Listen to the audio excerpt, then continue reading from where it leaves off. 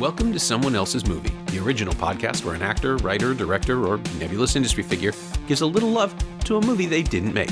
I'm Norm Wilner, senior film writer for Now Magazine, and this is The Other Thing I Do. My guest this week is Cameron Maitland, who's the co-host of the Royal Canadian Movie Podcast and the film and content specialist at Hollywood Suite, which owns and operates 4 HD channels featuring the iconic movies that defined the 70s, 80s, 90s, and 2000s, as well as essential Hollywood classics from the Golden Age. Cameron's written the service's new series, A Year in Film, which takes deep dives into a single year of cinema. The first season, arriving this month, looks at 1978, 1983, 1992, and 2007. To that end, Cameron picked a 1992 movie, Boomerang, Reginald Hudlin's comedy starring Eddie Murphy as a womanizing executive whose world is turned upside down when his new boss, played by Robin Givens, turns out to be a far more ruthless player than he could have ever imagined himself to be. With a packed supporting cast that includes Halle Berry, Chris Rock, Martin Lawrence, David Alan Grier, Jeffrey Holder, Leela Rashawn, Tisha Campbell, Grace Jones, and Eartha Kitt, it was a very different venture for Eddie Murphy after movies like Harlem Nights and Coming to America, and a very different picture, period. You'll see. This is Someone Else's Movie.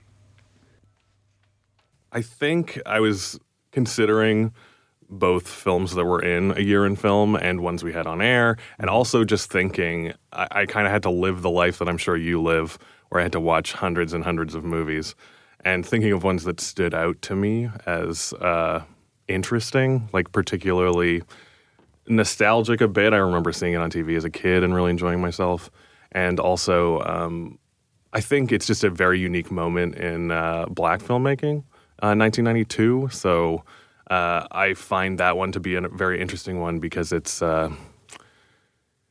it was very popular at the time and it's kind of disappeared. I'm glad you brought that up first because it's a film I have not thought about really since maybe the DVD release, because there was this big deal about that. Yeah, and that would have been, I want to say 98 or 99. It wasn't like it's 20 years ago. Yeah. And I saw it theatrically in 92 in Toronto, where you do not, have a public preview of an Eddie Murphy film on a Wednesday night without being shouted at constantly by people like asking for the ticket. Yeah. It was hugely in demand, and it played to a dead room. Like, nobody laughed. I remember thinking, I think I saw it in the Uptown One. Sure. With like 700 seats, and it was packed, and it was quiet, and it was weird. It was like they were really uncomfortable. And I will set up the subject matter already in the intro, so no, absolutely. If you want. It was like they were watching. It was like they were really uncomfortable watching Eddie Murphy play a defensive character. Yeah, it's. When you read the development of the movie, it was all about Eddie Murphy wanting to do something different. He'd felt a little pigeonholed in the '80s movies. Sure. The director Reginald Hudlin talks about that Hollywood wanted Eddie Murphy to be a con man and wasn't very comfortable with him being actually good at something and successful. It is this very strange thing. And Eddie Murphy is also more or less the straight man, too. Yeah. I think the Eddie Murphyisms really pop when they happen because he's not so wacky. But the other thing that Reginald Hudlin especially was interested in was building a cast around Eddie Murphy, because he felt that these comedies that were just Eddie Murphy forward were doing him a disservice because it didn't have good comedians around him. Well, yeah, he was constantly, to guarantee him like the top position in any conflict, he had to be surrounded by people who were not as strong. Yeah. By definition. That's kind of an unusual thing about the movie. So I think if you're going in looking for Eddie Murphy, you're not going to get it, but you do get, really great female comedic performances. You get a lot of Martin Lawrence and even a kind of a muted but interesting David Alan Grier. Yeah. I just find it to be a very unusual movie and very unique tonally. But the other interesting thing for me, especially somebody kind of picking through this very pointed film history, is it was a very successful movie. It was the highest grossing African-American romantic comedy until I think Like a Man, maybe. So that's like almost a 15-year run as the highest grossing ever. It's a movie that Reginald Hudlin notes a lot of people said wasn't successful when it was hugely successful. It's just interesting how much these films are lost. Like how much, especially as experts going through it, you just pull up the top 10 movies of a year, and there's usually one that you're like, I haven't thought about it, or what is that? Well, yeah, same with the Oscars nominations for Best Picture, right? There's always a Towering Inferno in there somewhere. Yeah. It's like, oh yeah. You should have been up in the same year as Godfather 2, and that all makes sense. Boomerang, though, and I think I also have to preface this entire discussion by saying we are two white guys. Yes, very white. talking about this film, which is clearly not made for us. Yeah. Either now or then. Mm-hmm. It's about,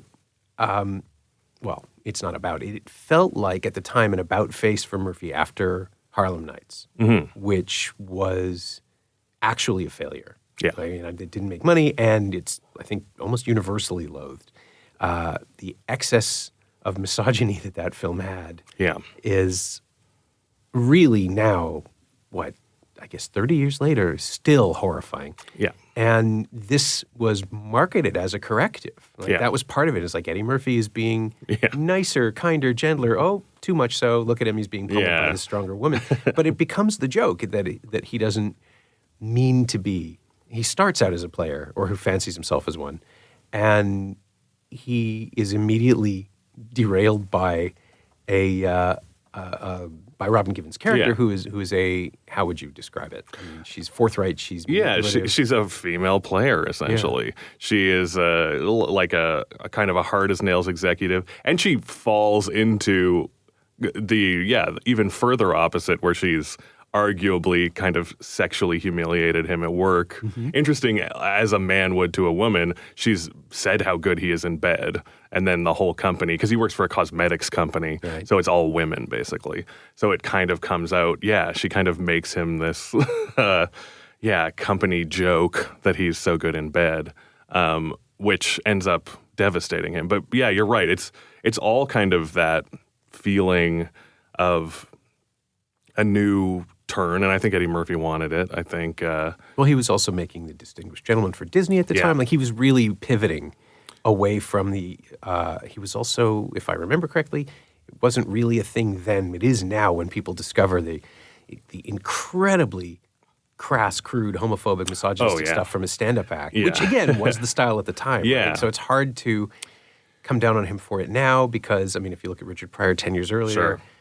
Yeah, I do think that there is, definitely that's another caveat where I'm like, I absolutely forgive anyone who just can't watch Eddie Murphy. Yeah. Because that stand-up stuff is pretty vile. And I think it's worth noting, another fascinating thing picking through this history is noting how often that vile stuff was considered vile even at the time. Raw was protested by the queer community. It's like people felt, even in the late 80s, that it was particularly homophobic. And I'd say that, it's worth noting this movie is not free from that.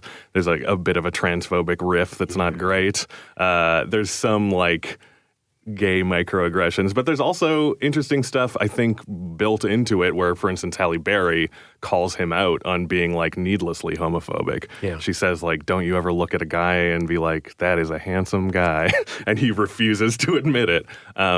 So it's very interesting because it does seem like it's kind of trying to change his image, but at the same time, what Reginald Hudlin says is that it's the one that everyone's like, well, that didn't really do anything in Distinguished Gentleman. That's Eddie, because it's just the same thing. He's like a fast-talking con man on Capitol Hill. But this was the successful movie, and that one wasn't. Yeah. But you're right. It does seem like it was particularly in the black community. It has a hugely successful soundtrack. It's this real flashpoint of the era, but it never really went anywhere. That serious, Eddie Murphy said he was kind of painting himself as Cary Grant. Yeah. You never saw another Eddie Murphy as Cary Grant performance, particularly. Which is a shame because he's actually good at it. Yeah. He's good at being the reactive performer.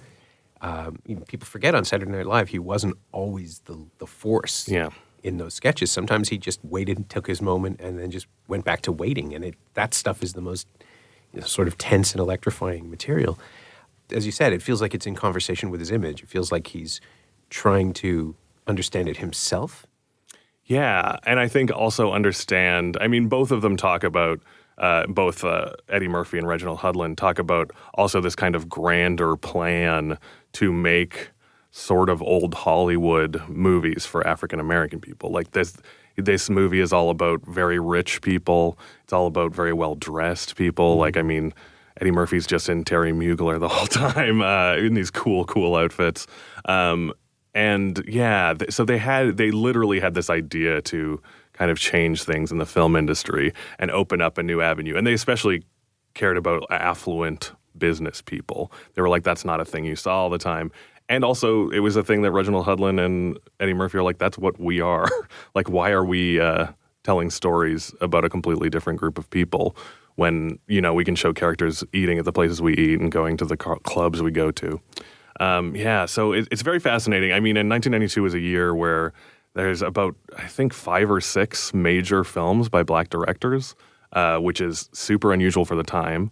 And it's also kind of fascinating because it just stopped. It's really 1992. There's a spike.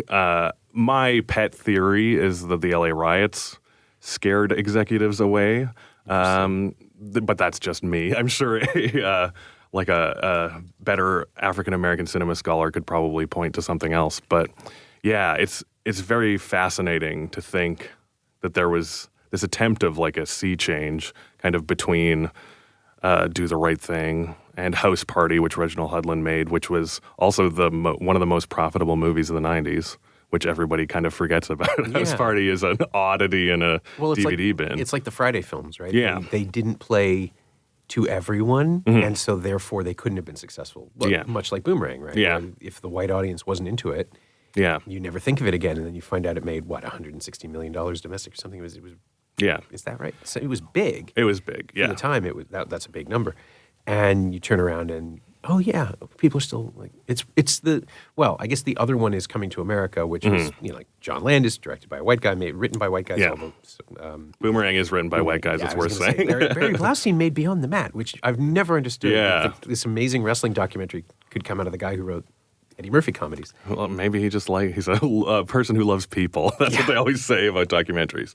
But it's interesting. And I also, I guess the thing that I would say about Boomerang as a white viewer is I think it is a good, fun romantic comedy. Like, this does deserve to be, especially as a romantic comedy, in the conversation of 90s romantic comedies. And it is quite stark that it is absolutely left out. Because this is it's an all-star cast. Like, it's a cast that is wild that it ever came together.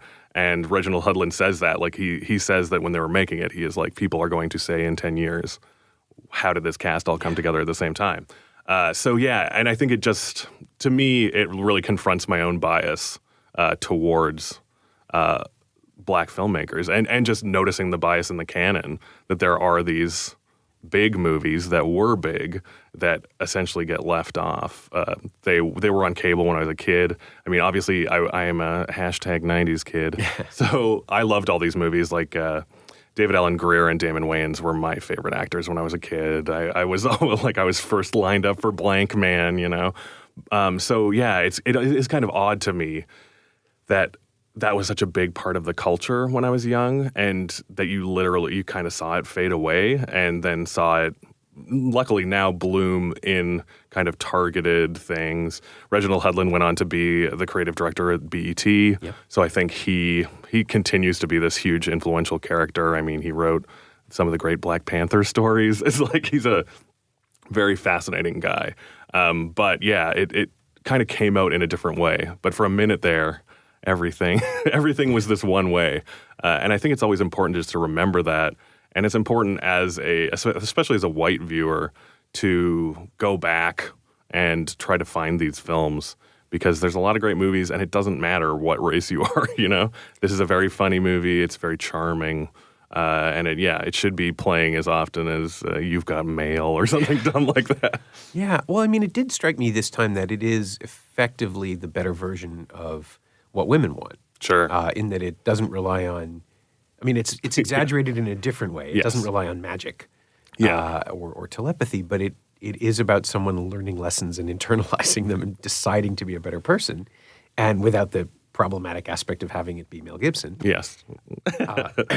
Slightly less problematic Eddie Murphy. Slightly less problematic. Although now I was kind of wondering too if there's going to be a back catalog effect, that's the wrong term, but with Dolomite coming out, or readily available now, you have a movie where Eddie Murphy sort of almost celebrates his poorer qualities, his uglier material, from a perspective of self-awareness. Yeah, and I think, honestly, another thing that helps me nowadays be more into Eddie Murphy is I think he's done a really admirable job of owning up to his old work. A lot of comedians would say it was what it was at the time. Yeah. And he doesn't. He is like as close to being fully apologetic as you can be while still respecting your work.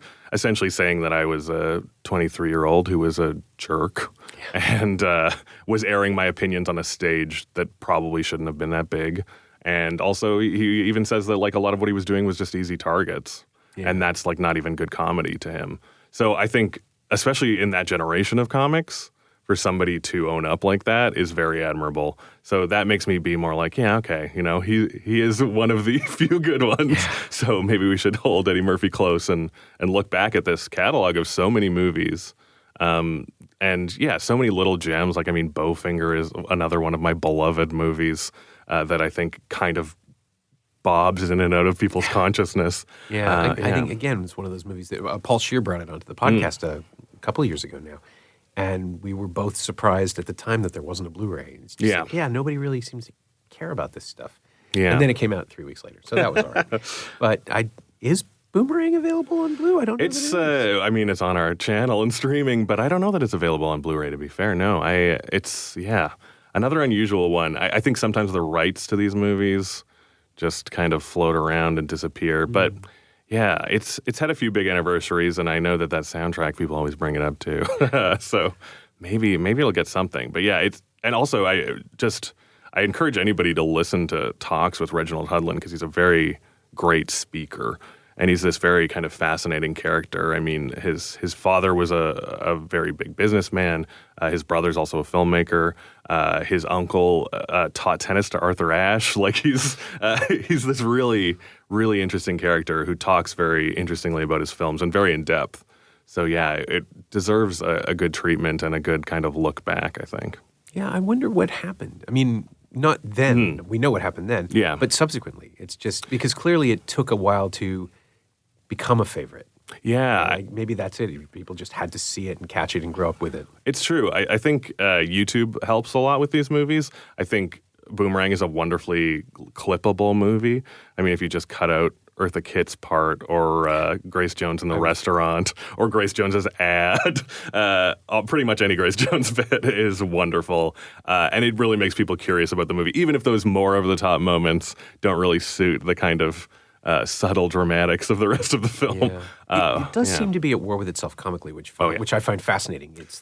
That's the Marx Brothers thing, right? Where we're not following. It's every Marx Brothers movie had to have a straight, dull couple. Yeah. Because the audience needed something to root for, they thought. Yeah. And what the Marx Brothers needed was a cause. They needed to help the couple get together or frustrate them or something. And with Boomerang, Murphy is playing the softest version of all of these characters. And so he's surrounded by these overpowering, strong, ludicrously powerful people. Even if they don't have actual power, they have intimidating charisma. And I remember the entire audience, the one big laugh I remember was Grace Jones naming her perfume. Oh, yes. Steel Vagina. And the whole room gasped and then started laughing. Yeah. But it was the only release the film offered. Yeah. Which was kind of weird to my audience. Which I'm sure at that time would have been like 75 to 80% white. Yes. Yeah, but I do think it is all over the place tonally. And you do learn, like digging into it, that I think that they punched up a lot of bits. For instance, that Steel Vagina, I believe, is almost 100% improvised. It's just Grace Jones going off. But also, there's interesting bits like the Thanksgiving dinner with John Witherspoon, which is so funny. Yes. Was and he added. was a late ad, right? Like he was actually parachuted into the film. Yeah, it had been edited, it had been finished, and Eddie Murphy just came back and said, "Oh, we need this sequence with John Witherspoon," and it's delightful. Actor. Yeah. But it's very odd. Like when you think about it, it's like, you could cut that bit out entirely. But so I don't know. Something about that, like a Shaggy comedy, also pleases me. And also, I kind of feel that it's a long movie. It's 2 hours almost. 2 full hours. And it's weird because it kind of is two movies. Like you could almost just have the rom-com without all these other characters.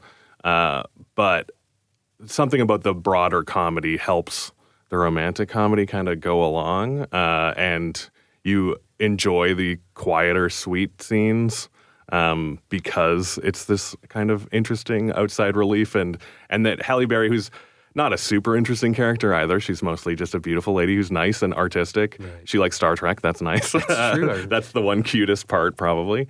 But yeah, it makes her a little better because she's kind of the only sane person in this otherwise nuts movie. She's there to ground it in a way. But she's also, and I don't mean to insult her, she's great. Like, she is relaxed and naturalistic in a way that she doesn't really do that much anymore. Absolutely. Or almost right after that stopped doing. Yeah. And even just thinking of her, it's crazy to set up this movie where they all say that she's super beautiful, but she is like the quiet nerd compared to Robin Givens, which is crazy. But you have to find this person. And they say that it was pretty much just Halle Berry. Like, Halle Berry walked in the room and they were just like, yeah, that's it. Yeah.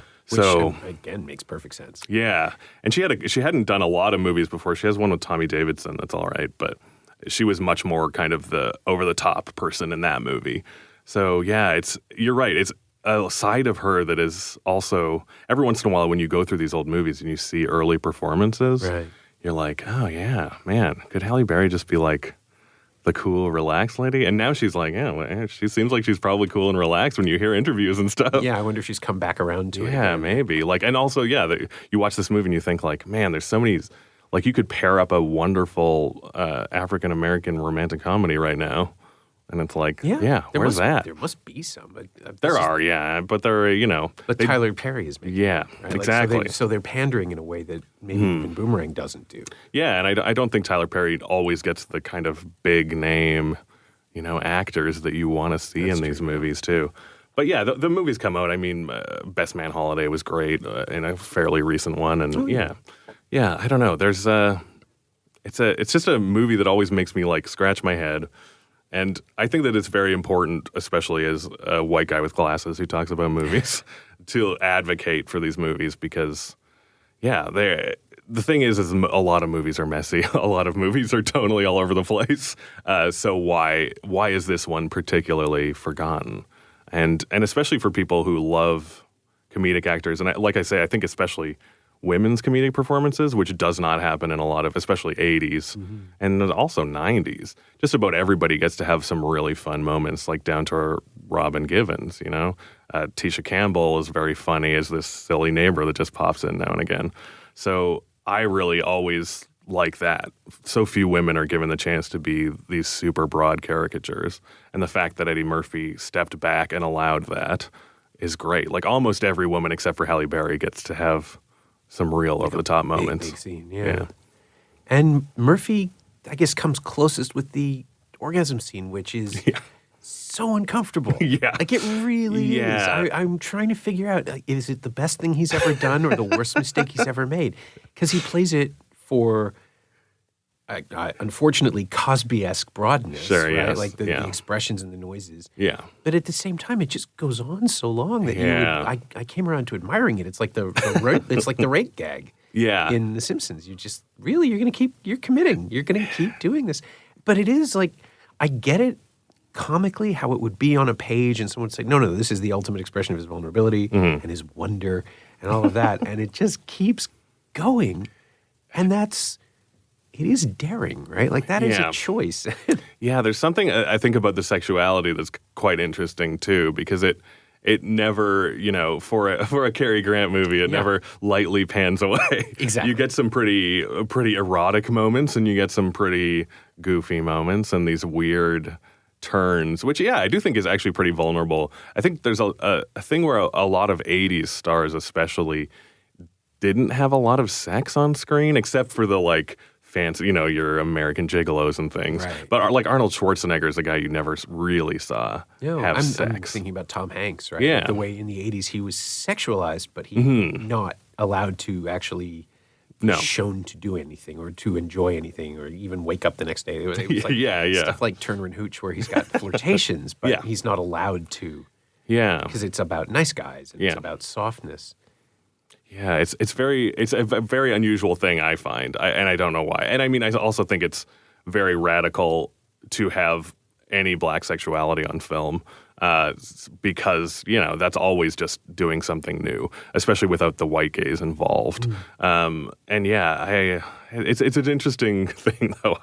I don't know if I approve or not. I think that sometimes the sex is a little unnecessary, but that orgasm is funny, at least. I agree that it's like, I don't know if this is the best idea. Like you feel like you're seeing something you shouldn't be seeing, which I think is like the best thing about any kind of intimacy, where you... I don't think it's intentional, is my point. I think it's a weird miscalculation, but it's also really brave. Yeah. And I think that that's probably, if I said most of what I like about Boomerang, it's a weird miscalculation. But it's fascinating. And it's also interesting because I think you could, like you were saying, with What Women Want, this movie borders on him just being, he's acting like a woman. Right. But kind of pretty much calls him on it. Yeah. But it kind of doesn't quite do that, which is nice. And I know part of it is it was originally written that he would choose neither woman, and the choice was just to get back together with his guy friends. That them hugging on the roof with the Empire State Building was meant to be the end. That doesn't work. No. I mean, I don't think that there's much of that movie left. Right. But it was originally just going to be about kind of this fallout caused by this relationship, and then it was more about the guys. So I do wonder if that sort of redirection also makes it this kind of unusual film. Because, the guys don't factor in it a ton, weirdly. No. They're fun. It feels like Improv Corps. Yeah. Like they're just a bunch of guys who got together to throw lines at each other. Yeah. I said core, but you know what I mean. I know. And it's a romantic comedy. You need an ending that is at least affirmative. Yes. Right? It can't be alone. No. Alone is a real tough one to pull off. You see it now and again. Do you guys all remember Lola versus? I'm trying to think of movies where they end up happily alone. Yeah, I think even Greta Gerwig doesn't remember. No, exactly. Yeah. Frances Ha, though. Sure. She's on the road. Yeah. Sure. That one was a little bigger than the rom, though. That's true. Yeah. And I also just think the chemistry between Eddie Murphy and Halle Berry is so good. Yeah. That wouldn't that just be miserable to let her get away? It is again. It really is this fascinating thing that people don't understand was rejected. Well, no, it wasn't, right? No, Because it was successful. That's it. Even I'm doing it. Yeah, I know, and it's absolutely. It's like, this is within the top, I think, 20 films of the year made. Yeah, so it's. I mean, it definitely was seen at the time between that and I remember there was a Variety piece about that. How between. It was between Boomerang and Distinguished Gentleman. Eddie Murphy is back, and it's like one of those grosses is a lot bigger. Yeah. One of those is a hit movie, and one of those is like okay. Is Disney insisting it's fine? Yeah, and I mean that's what Reginald Hudlin says. Is he's like Boomerang was not Beverly Hills Cop, fair, but doesn't mean it wasn't a hit.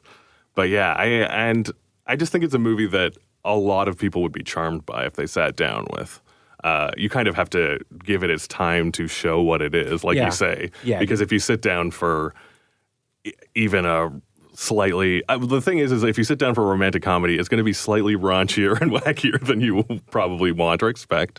And if you sit down for a raunchy, wacky Eddie Murphy movie, there's going to be a lot of these kind of slow romantic scenes that maybe you like and maybe you don't. I don't know. But it's... Again, the thing that occurs to me now is that that's what Judd Apatow does. Sure. And he's done it for 10 years now? Yeah. 15. Jesus, when was the 20? Yeah. 40-Year-Old Virgin is 2005, 6? Yeah, so let's say 15. Yeah. Ballpark. And no one has a problem with that. And his movies are too long. They're very long. Yeah, they're very long. They have wacky sequences we remember and other bits we don't remember. Yeah. Yeah, and it's like maybe we just weren't ready for I keep doing it. Yeah. Maybe the studios, because that's really who was calling the shots on it, weren't ready for a film that was that shaggy and loose. And, and that presumably that expensive, too. Yeah. I mean, Eddie Murphy wasn't cheap in 1992. No, it's true, yeah. And I also think that it's just a thing where, everybody maybe just didn't know what to do next. Reginald Hudlin talks a lot about he was modeling his career after George Lucas, and he considered this as American Graffiti, so he wanted to do his Star Wars next, which sounds great. Unfortunately, it never happened. But he said that he found him and his cohort, which is, all these people, Ernest Dickerson, Bill Duke. He said that none of them quite understood how to work the system. And he said for a minute that they were allowed to make the movies they wanted to make. And then essentially the wall came up where it's like, now you have to make the movies that we want you to make. And they kind of didn't understand how to play that game. Yeah. And that's what he chalks up. And he even actually interestingly says that he doesn't think it was necessarily a huge systemic failure or anything out to get him, but he just feels like he didn't know how to play the game. And eventually he was given these other opportunities. Like he did The Great White Hype not so far after. But that's one I don't remember that one at all, to be honest. I remember renting it as a kid. Yeah, I saw it and I don't remember it. No, yeah. But I'm thinking about 1992 and what else was playing. So what do we have? Okay. Juice, right? Juice, Malcolm X. That was 90. That's right. Yeah, 1992. Was Deep Cover 92? Yes, Deep Cover. Yeah. See, Deep Cover is the one that I always point to. And One False Move, right? That's around the same time? Yeah, I think so. Passenger 57 is another one. Kevin Hooks, yeah. My other Reginald Hudlin love, which is not a good movie, is Bebe's Kids. Do you remember that one? the animated film with Robin. Yeah, Robin Cook. Robin, I got it. Oh, Robin, something with an H, I want to say. Oh, my gosh. Robin Cook's casting director, yeah. You're right. Harvey? No. Where is it? Robin Harris. Yes, Robin Harris. Yes, I still have it. So that was, I remember Bebe's Kids was one of the first R-rated VHSs that we snuck, because obviously the clerk is like, I don't care. Yeah, it's a cartoon. What do Kids they watch say, cartoons. a swear in it? Yeah. And I mean, there's also, that's obviously not one of the big movies. I think it was a horrible commercial failure. But there's also like Just Another Girl in the RRT, and, there's ones that were white directed, but black centered, like White Men Can't Jump and Candyman and things like that. Sure. So and yeah. This is all in that one. All in 1992. And Boys in the Hood was the year before. Yes, I believe so. So is that what happened? I mean, these films are in production, and then as soon as Singleton gets the Oscar nomination, they figure he's good. We stop developing other talent? It's very odd. I think a lot of them shift to video. You see a lot of those. I mean, Singleton, I think, figured it out kind of. Well, he would do one for them and one for him. Yeah, yeah. This stuff is so whiplash between artistic and commercial. Yeah, and I think you saw a lot of people get slowed down, kind of. They're like probably the next movie from a lot of these people came out in 1994, 95. Just got noted to death on the next one. Yeah, so I don't know. And then the thing is a lot of them produced a white starring vehicle, and you don't realize it's them. Right, sure. Which does something. And then TV, of course, there was a big boom and everybody did TV. So all of these directors keep working. But yeah, it is just kind of weird to list like that. A lot of those movies that we listed are probably in the top 50 films of the year. They're all pretty good, Yeah, I mean, they star Wesley Snipes. One False Move and Deep Cover are legitimately great genre works. And another forgotten one, right? No one talks about it. I was just going to say, neither of them is available in high def as far as I know. They might be streaming, but they're not on Blu-ray. I think Deep Cover is maybe getting something. Goddamn better. Yeah, that's another one. That was New Line, right? So Warner Archive will pull it up. I mean, that's an interesting thing about. Oh, you are right. One False Move. That's totally slipped my mind. Carl Franklin. Yeah, and another great one. Yeah, and this is the movie that got him Devil in a Blue Dress, right? Like and then he made a Meryl Streep movie. You're exactly right.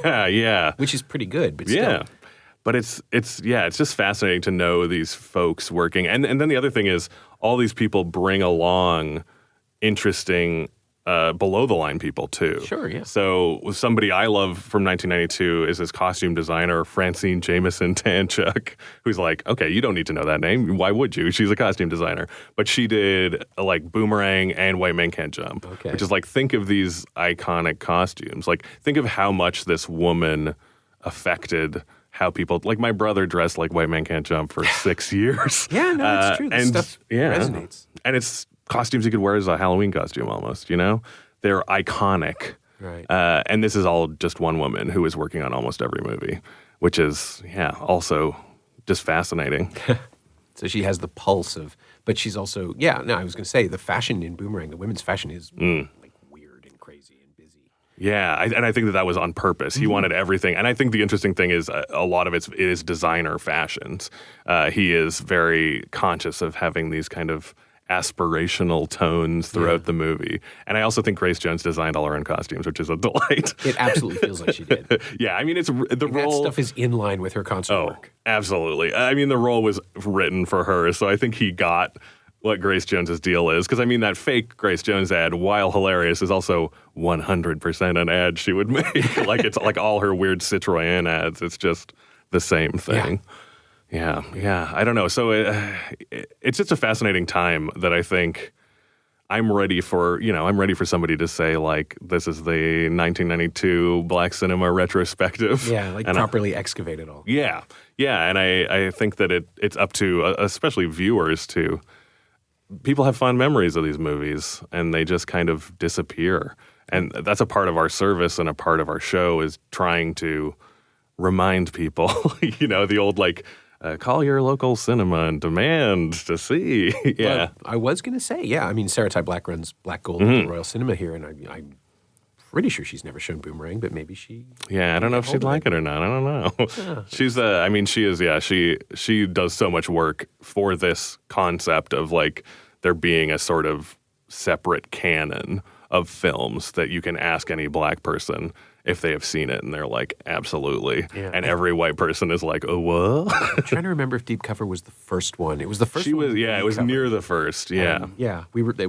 I had the screening spotlight now that year, and we it's like, oh yeah, we're writing about that. We're doing that. Yeah.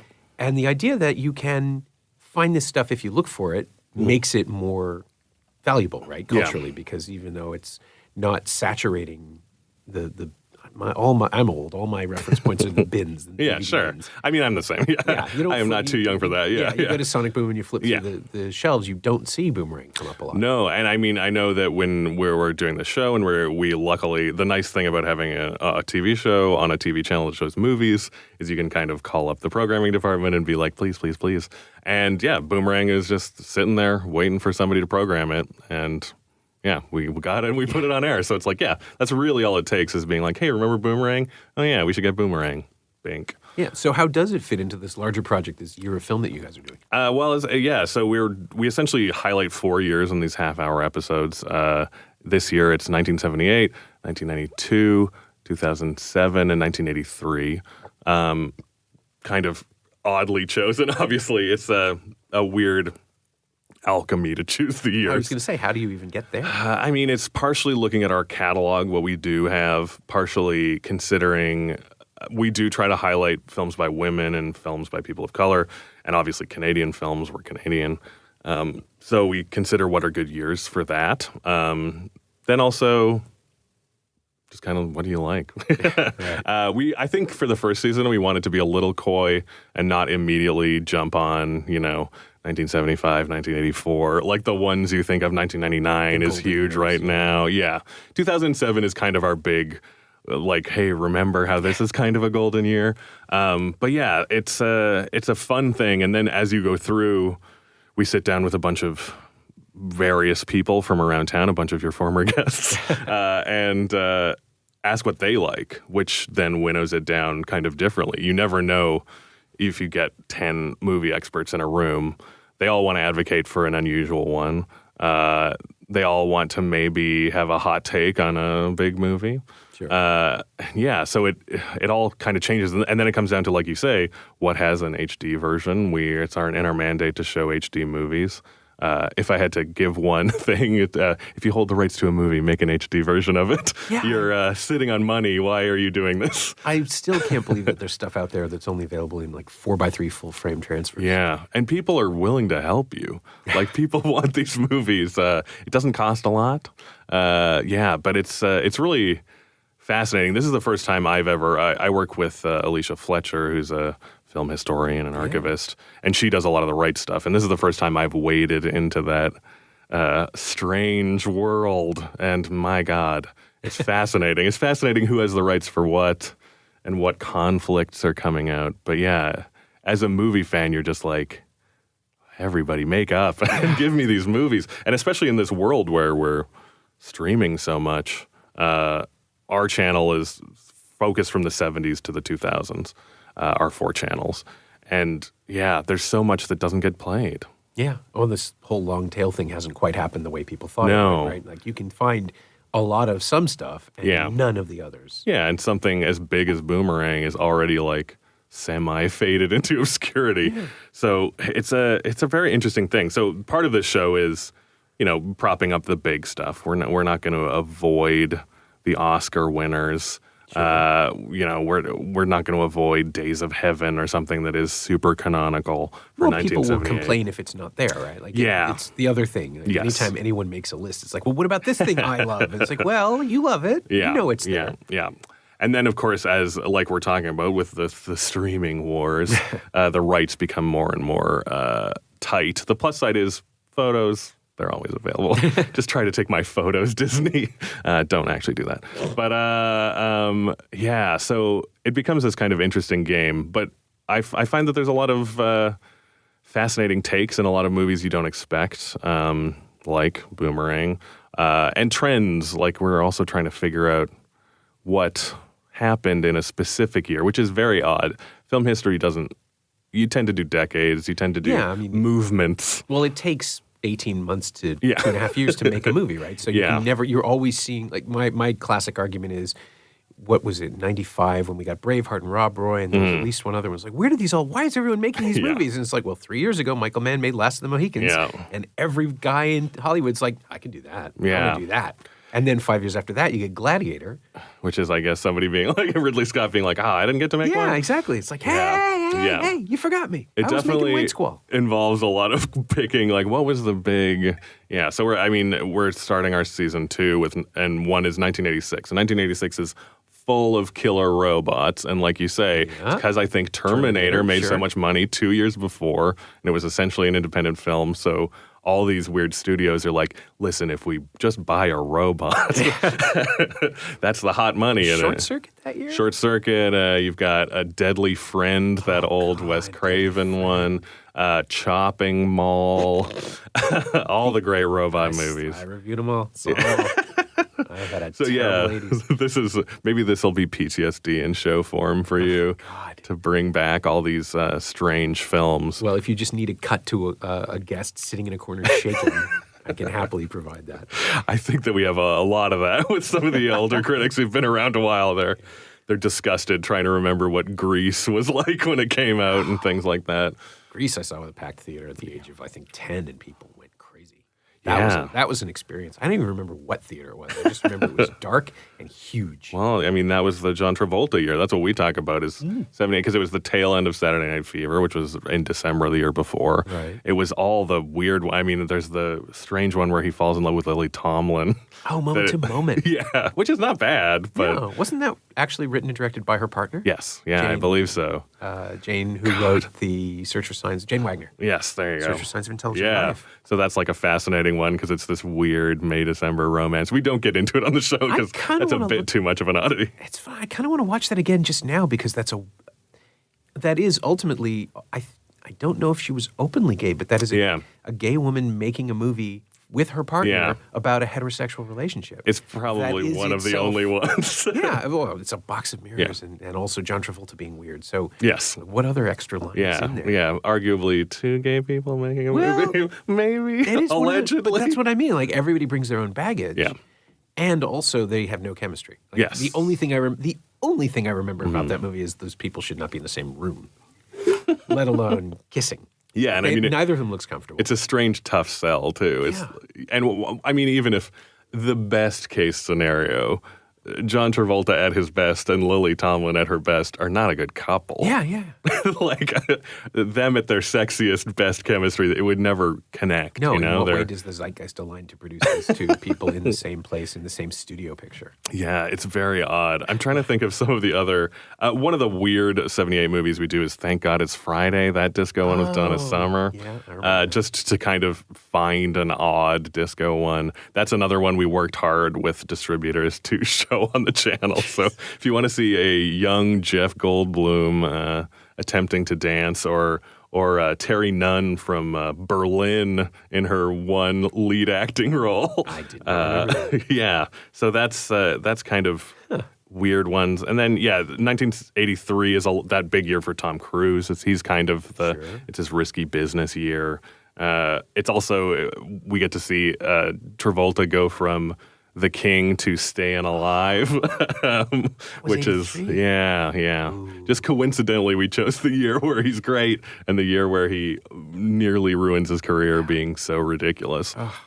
And yeah, 92 is actually kind of a weird one because it's El Mariachi, it's Bram Stoker's Dracula. Yeah, no, 92, I'd still, like, that's Reservoir Dogs, that's Bad Lieutenant. Yeah.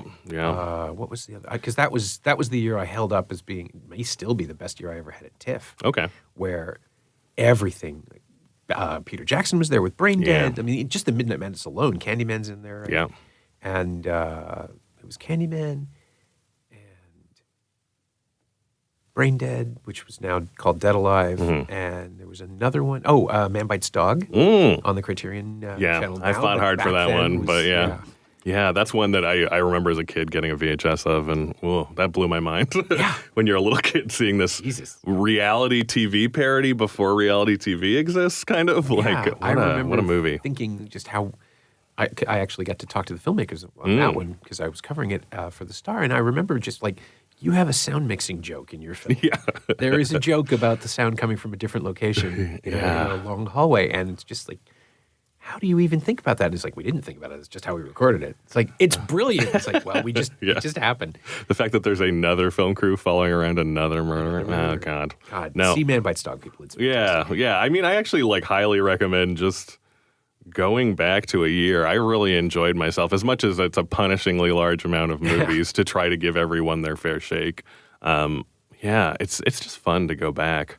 And even going back, we have a little fun with the archival stuff because that's Alicia's whole bag. So we show old ads, old. So even just the introduction of Chicken McNuggets happens in one episode. So it's like 5 seconds of Chicken McNuggets is that kind of full injection of nostalgia, or making fun of like a great ad for Netflix when Netflix was, we'll mail it to your house. Like, right. Yeah. Oh God, yeah. God, yeah. Like how much changes and how much you remember of just strange little moments is really wonderful, and I hope that connects with people. I never know, and then the plus side is, again, we get to work at a nice channel where after every episode we get to be like, if you were interested in Days of Heaven, here's Days of Heaven, here's Batman Returns, here's Boomerang, Zodiac. We're trying to also get people interested in thinking about that aspect, and thinking about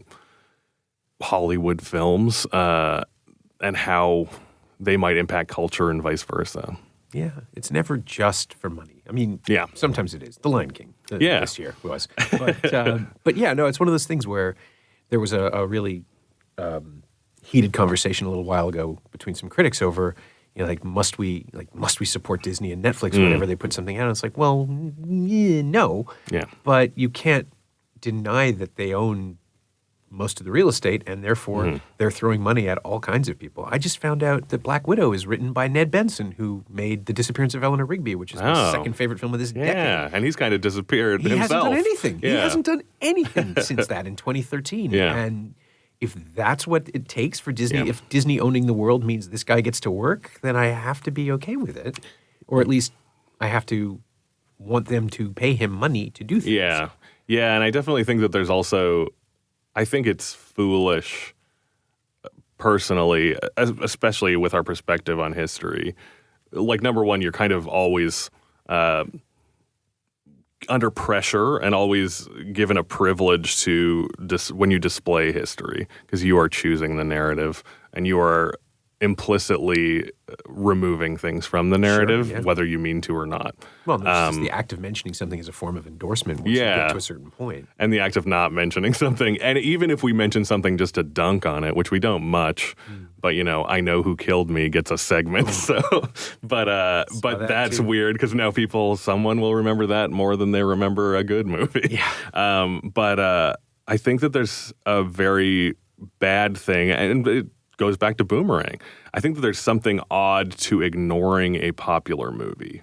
I think some popular movies are bad. We're prepping 1994, and I hate Forrest Gump, and I think we all agree Forrest Gump is a bit of a miss. We can talk about that. But it's odd to just ignore something that people like. As much as I can definitely have all sorts of ethical issues with Disney, but people love that service and they're talking about it.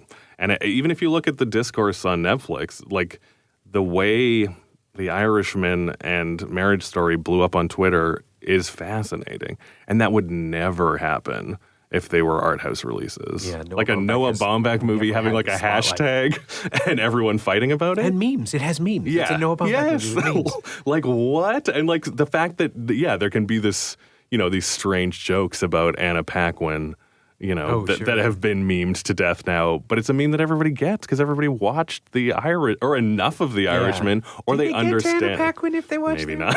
It's a long road. It's tough. I definitely had to like set out my snacks and put my phone away. But yeah, so I don't know. It's tough because I do think that there's a real danger in blindering yourself to just the best movies. And I mean, it's like filling yourself with candy when you only watch Criterion Channel. Yeah. And they start to blend together like any other movie.